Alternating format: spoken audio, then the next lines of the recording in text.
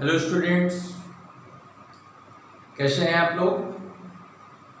आज मैट्रिक्स से रिलेटेड कुछ नए टॉपिक की डिस्कस करेंगे। ठीक है, मैट्रिक्स का कुछ ही पार्ट हमारा बचा हुआ है, एलिमेंट्री, ट्रांसफॉर्मेशन। इसको पढ़ने के बाद हम देखेंगे इनवर्स कैसे किसी मैट्रिक्स का फाइंड आउट किया जाता है, तो उसकी हम बात बाद में करेंगे। ठीक है, अभी हम एलिमेंट्री ट्रांसफॉर्मेशन या एलिमेंट्री ऑपरेशंस ऑन मैट्रिसेस पर बात करेंगे। ठीक है, एलिमेंट्री ऑपरेशंस, इसको हिंदी में प्रारंभिक संक्रियाएं या मूल संक्रियाएं कहा जाता है। ठीक है, एलिमेंट्री ऑपरेशंस क्या है? किसी गिवन मैट्रिक्स के रो और कॉलम्स को इंटरचेंज करके या फिर किसी रो के ऑल एलिमेंट्स को किसी पर्टिकुलर नंबर से मल्टीप्लाई करके या फिर किसी कॉलम में पर्टिकुलर नंबर से मल्टीप्लाई करके एक नया मैट्रिक्स प्राप्त किया जा सकता है। या फिर हम ऐसा कह सकते हैं कि किसी गिवन मैट्रिक्स के एक रो को दूसरे रो में ऐड करके या एक रो को दूसरे रो में सब्ट्रैक्ट करके या एक कॉलम को दूसरे कॉलम में ऐड करके अथवा एक कॉलम को दूसरे कॉलम में सब्ट्रैक्ट करके भी हम एक नया मैट्रिक्स ऑब्टेन कर सकते हैं। तो इस तरीके से अनेक जो है डिफरेंट एलिमेंट्री ऑपरेशंस हैं जो हम रिक्वायर्ड मैट्रिक्स को ऑब्टेन करने के लिए मेनी स्टेप्स हम एलिमेंट्री ऑपरेशन का यूज करते हैं। तो इसमें सबसे पहला हम ये लेते हैं कि जो एलिमेंट्री ऑपरेशंस हैं वो कौन कौन से हैं, कौन कौन से हम कर सकते हैं। तो पहला हम ये देखते हैं R I J. Are I J means क्या है? आर आई जे मीन्स है आर आई को आर जे से इंटरचेंज करना। ठीक है, क्या किया गया है? आई थ्रो और जे थ्रो को म्यूचुअल इंटरचेंज कर दिया गया, interchanging R I to R J. ठीक है, तो यानी किसी भी मैट्रिक्स के दो रोज को आपस में इंटरचेंज किया जा सकता है। ठीक है, और ठीक इसी तरीके से सी आई जे हम लिख सकते हैं, आईथ कॉलम को जेथ कॉलम से इंटरचेंज किया जा सकता है। तो ये हमारा पहला रूल हो गया, इंटरचेंजिंग किन्हीं दो रो या फिर एनी टू रो इन कॉलम्स को म्यूचुअल इंटरचेंज किया जा सकता है। सेकेंड रूल क्या है? आर आई जे। ठीक है, आर आई जे का मतलब क्या हुआ? आर आई जे को हम ये लिख सकते हैं, आर आई जे नॉट, ये हो गया आर आई को हम के से मल्टीप्लाई कर सकते हैं। ठीक है, किसी आर आई रोज को किसी पर्टिकुलर नंबर से मल्टीप्लाई करके भी हम एक नया, या फिर ऐसा कर सकते हैं सी आई को सी और इसका ये जो है चेंज आ जाएगा के टाइम्स ऑफ सी आई। ये या फिर ये दोनों में से कोई एक हम अप्लाई कर सकते हैं। R I means I th row को के से मल्टीप्लाई कर दिया, आईथ कॉलम को के से मल्टीप्लाई कर दिया। ठीक है, तो ये हम दोनों में से कोई एक प्रोसेस अडॉप्ट कर सकते हैं। ठीक है, थर्ड हम ये भी कर सकते हैं कि एक रो को किसी पर्टिकुलर नंबर से मल्टीप्लाई करके दूसरी रो में ऐड कर दिया गया, या एक कॉलम के किसी एक कॉलम के ऑल एलिमेंट्स को किसी पर्टिकुलर नंबर से मल्टीप्लाई करके और किसी अदर कॉलम में उसको ऐड कर दिया गया। ठीक है, तो इसको हम क्या लिखेंगे? आर आई जे मीन्स, या इसको क्या लिख देंगे, और ये बन जाएगा हमारा आर आई के। दिस मीन्स आर आई में आर आई प्लस के आर जे। तो क्या किया यहां पे, जेथ रो में के से मल्टीप्लाई किया और उसको ith रो में ऐड कर दिया। ठीक है, kth रो, या इसको सपोज कर लो ऐसा लिखते हैं, R1 में हम R1 प्लस 2R2। ठीक है, अब यहां k की वैल्यू क्या है, 2, यानी R2 सेकेंड रो को 2 से मल्टीप्लाई किया और R1 में ऐड कर दिया। ये एलिमेंट्री ट्रांसफॉर्मेशन कह सकते हो या एलिमेंट्री ऑपरेशन कह सकते हो।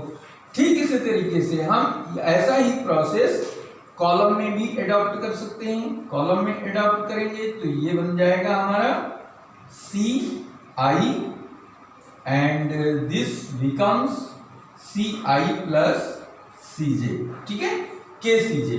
अब इसका मीन्स क्या हुआ, जेथ कॉलम में के से मल्टीप्लाई किया और उसको ith कॉलम में ऐड कर दिया, और वो ith कॉलम के ही एलिमेंट फाइनली हमें नए रूप में प्राप्त होंगे। तो ये प्रोसेस हम एलिमेंट्री ऑपरेशन के रूप में जानते हैं।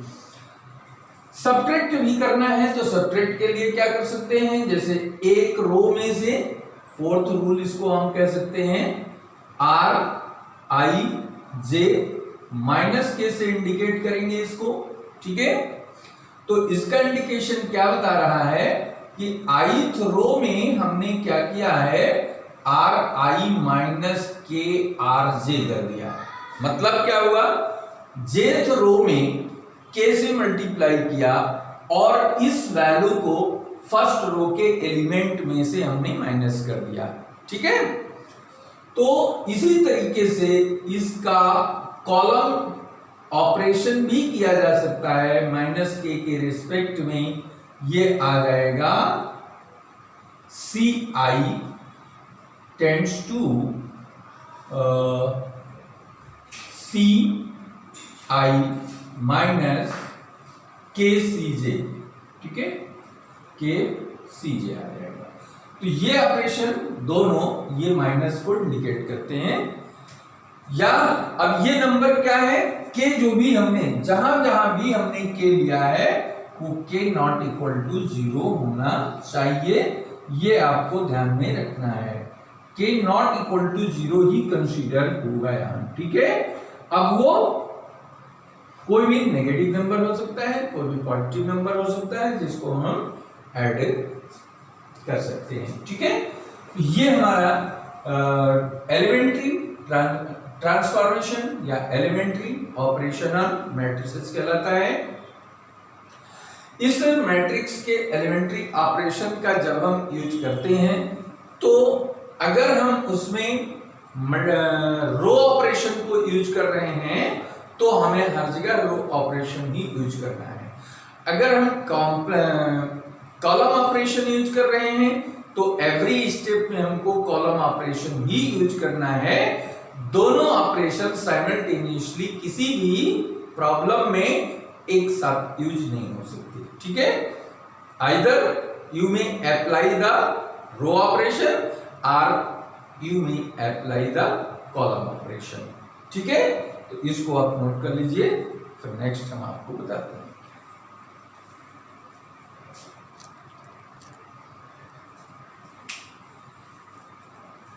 एलिमेंट्री ऑपरेशन से रिलेटेड दो वर्ड्स हमारे पास हैं, equivalent matrix and elementary matrix.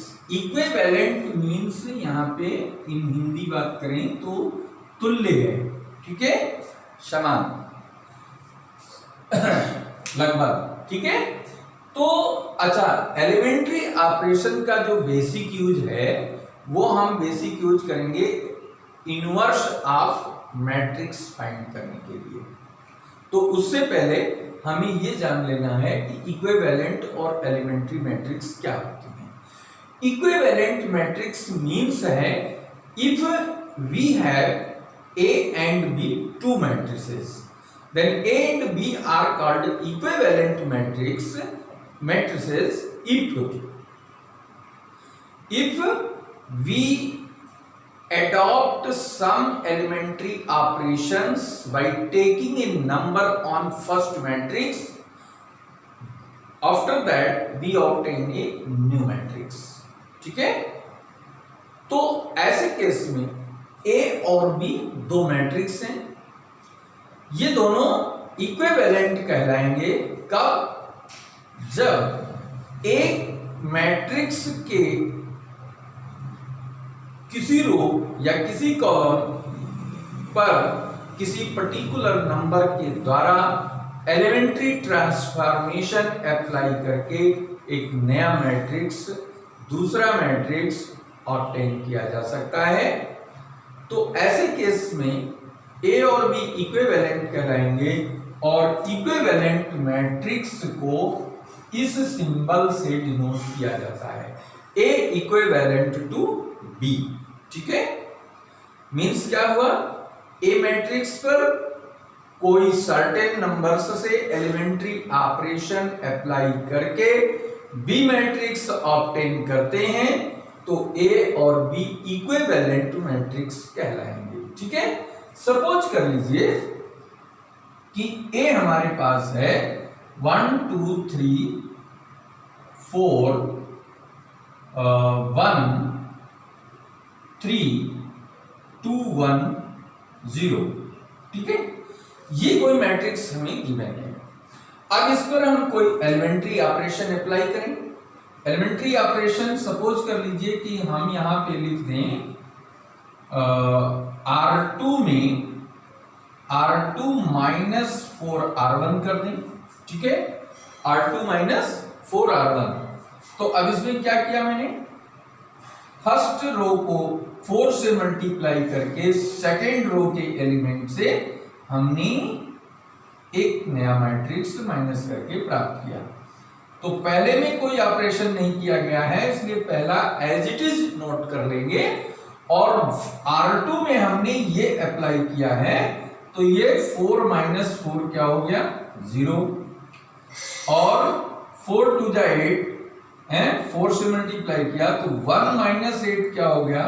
-7, और 4 3 जा 12, 3 माइनस 12 क्या हुआ? -9, और थर्ड में कोई ऑपरेशन अप्लाई नहीं हुआ है, तो ये न्यू मैट्रिक्स हमको प्राप्त हो गई।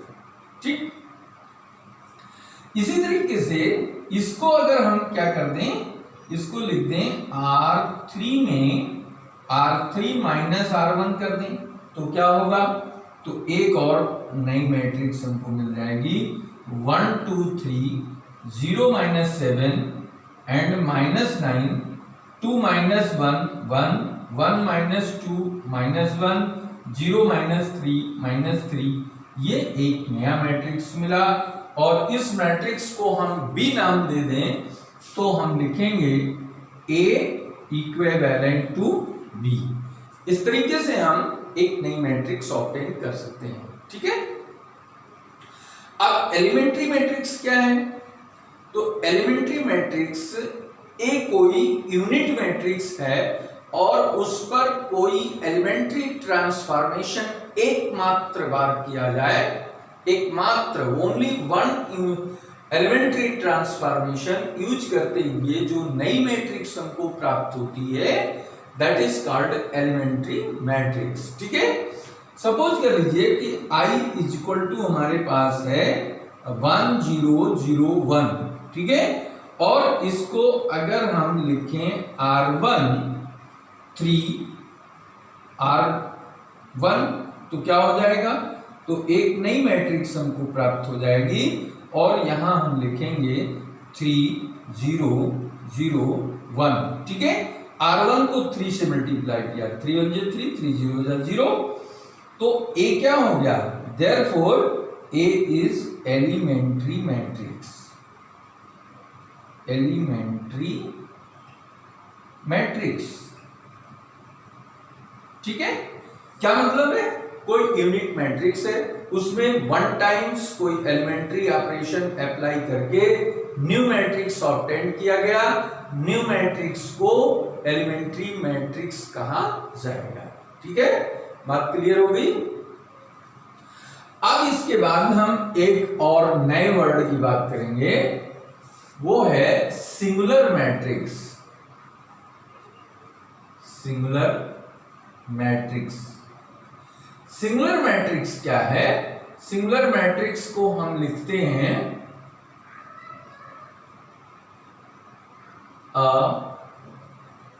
व्युत्क्रमणीय आव्यूह। बात समझ में आ रही ना? सिंगुलर मैट्रिक्स क्या है? तो a square matrix, A is called singular if determinant of A equal to 0. Determinant of A equal to 0. अब डिटर्मिनेंट क्या है? तो ये आप फिजिक्स में फर्स्ट ईयर में पढ़े होंगे। सपोज कर लीजिए कि हमारे पास कोई मैट्रिक्स है A1, B1, A2, B2, ये कोई मैट्रिक्स है। ठीक है, तो ये मैट्रिक्स को रिटेन करने का जो हमारा तरीका है वो बड़े ब्रैकेट के अंदर एलिमेंट्स को लिखा गया है। अगर इन्हीं चीजों को हम डिटर्मिनेंट में डिनोट करें तो ये वर्टिकल लाइंस के बीच में इन्हीं नंबर्स को हम लिख देते हैं। तो ये वर्टिकल लाइन में जब आ गया तो इसको डिटर्मिनेंट ऑफ ए कहते हैं। और इसका सिंप्लीफिकेशन क्या होगा? इसको मल्टीप्लाई करेंगे तो A1 B2 और इसको इससे मल्टीप्लाई करेंगे A2 B1। ये जो वैल्यू आई ये डिटर्मिनेंट ऑफ ए कहलाती है। ठीक है, ये है डिटर्मिनेंट ऑफ ए। और वैल्यू यहाँ पे क्या डेफिनेशन बता रही है कि अगर इसका डिटर्मिनेंट 0 आता है तो वो सिंगुलर मैट्रिक्स होगा। तो फॉर एग्जाम्पल अगर हमारे पास यहां दिया है 4 2 और यहां पर हमने लिख दिया है 4 2। अब इसका डिटर्मिनेंट लोगे तो क्या आएगा? इसका डिटर्मिनेंट लोगे 4 2 4 2, तो ये क्या हो गया? 4 2 जा 8 माइनस 8 0 आ गया। तो A इज सिंगुलर मैट्रिक्स हो गई। ठीक है, जब भी कोई मैट्रिक्स का डिटर्मिनेंट इस तरीके से निकालेंगे, डिटर्मिनेंट 0 आता है तो उसको हम कहेंगे ये कैसा मैट्रिक्स है? सिंगुलर मैट्रिक्स है। और 3/3 ऑर्डर का अगर कोई मैट्रिक्स हमको दिया हुआ है तो उसका कैसे निकालते हैं हम डिटर्मिनेंट, वो हम देख लेते हैं। A = 3/3 की मैट्रिक्स है A1 B1 C1, A2 B2 C2 और थर्ड रो हमारे पास है A3 B3 C3। अब इसका डिटर्मिनेंट क्या होगा? तो डिटर्मिनेंट के लिए इसको वर्टिकल लाइंस में इस तरीके से लिखेंगे A2 B2 C2 A3 B3 C3। ये ये डिटर्मिनेंट है हमारा 3/3 ऑर्डर का। अब इसको डिटर्मिनेंट को सॉल्व करने के लिए फर्स्ट रो और फर्स्ट कॉलम को डिलीट करते हैं। तो ये पहले वैल्यू हमें मिल गई B2 C2 और B3 C3 माइनस, यहाँ पे अल्टरनेट माइनस आएगा तो ये रो और ये कॉलम हटा देंगे। A2 C3 minus A3 C2 आ जाएगा और प्लस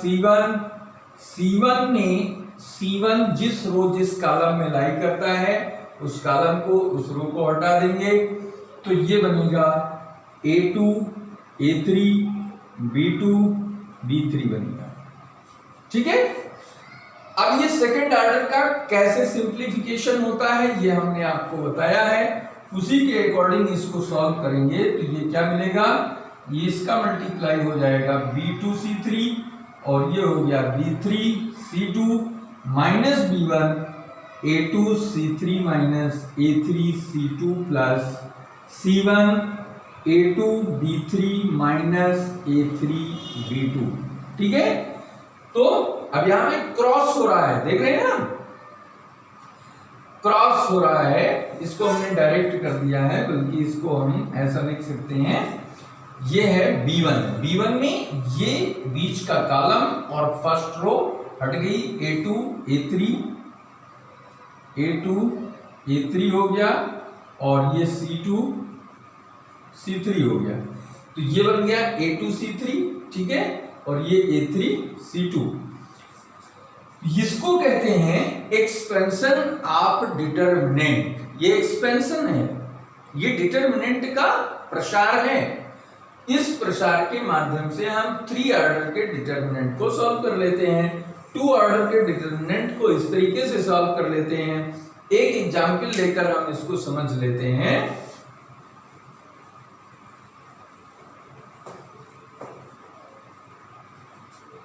ये हमारे पास एक मैट्रिक्स डिटरमिनेंट है, सपोज कर लीजिए 1 2 3 0 1 0 0 2 5। ये कोई मैट्रिक्स है और उस मैट्रिक्स से हमने डिटरमिनेंट फॉर्म बना लिया, वर्टिकल लाइंस के बीच आ गया तो डिटरमिनेंट हो गया, यहाँ डिटरमिनेंट का साइन लग गया।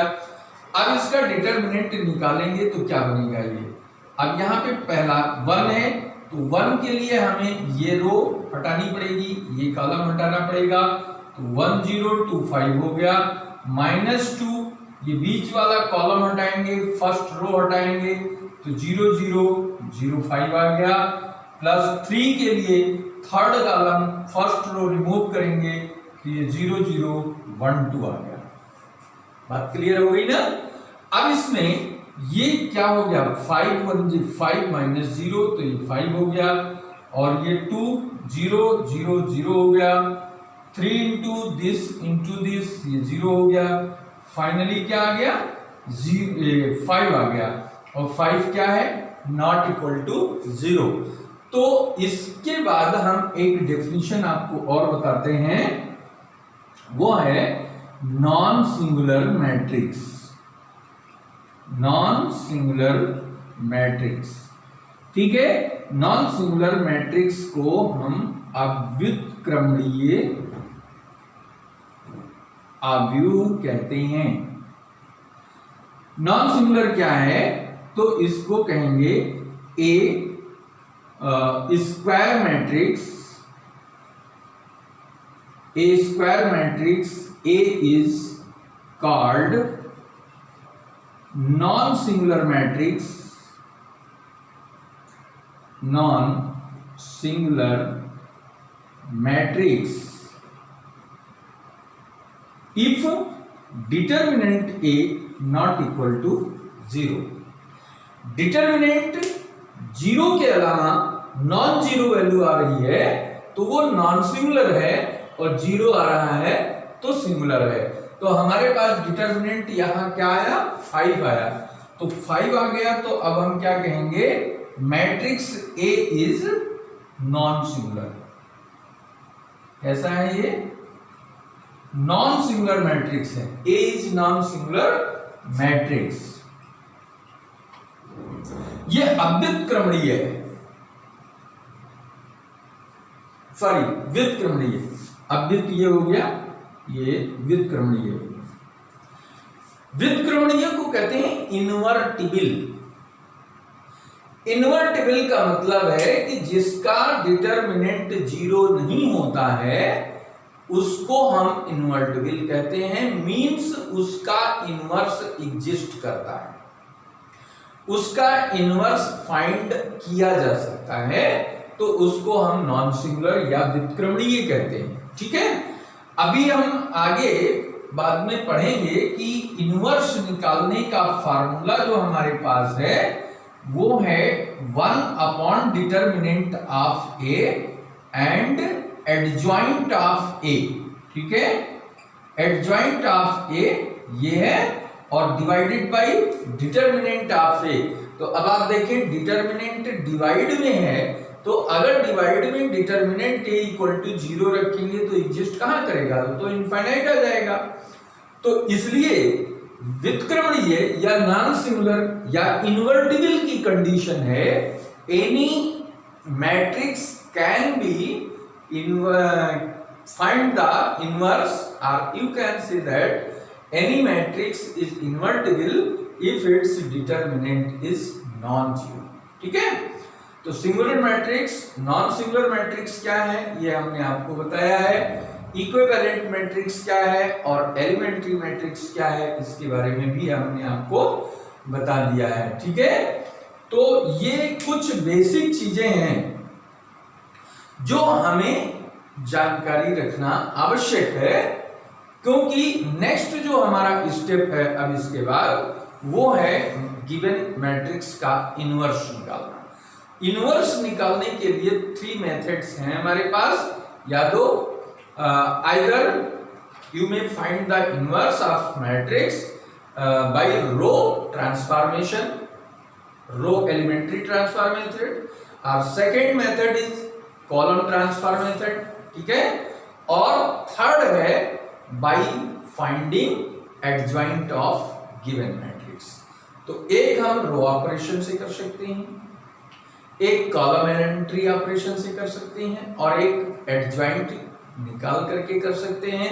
तो एडजॉइंट क्या है ये भी हम बाद में बात करेंगे। ठीक है, जब उसका स्टेप, जब वो टॉपिक हमारे पास आएगा, इतनी चीजें हमें क्लियर करनी है, वो हो गई। ठीक है, तो इसी के साथ ही इस वीडियो को यहीं पर हम कंप्लीट करते हैं, फिनिश करते हैं, और नेक्स्ट वीडियो हम बिल्कुल जल्दी लेकर के आते हैं। ठीक है, तो तब तक के लिए आप सब व्यस्त रहें, मस्त रहें और प्रसन्न रहें, पढ़ाई करते रहें, ये मेरी शुभकामनाएं हैं। धन्यवाद।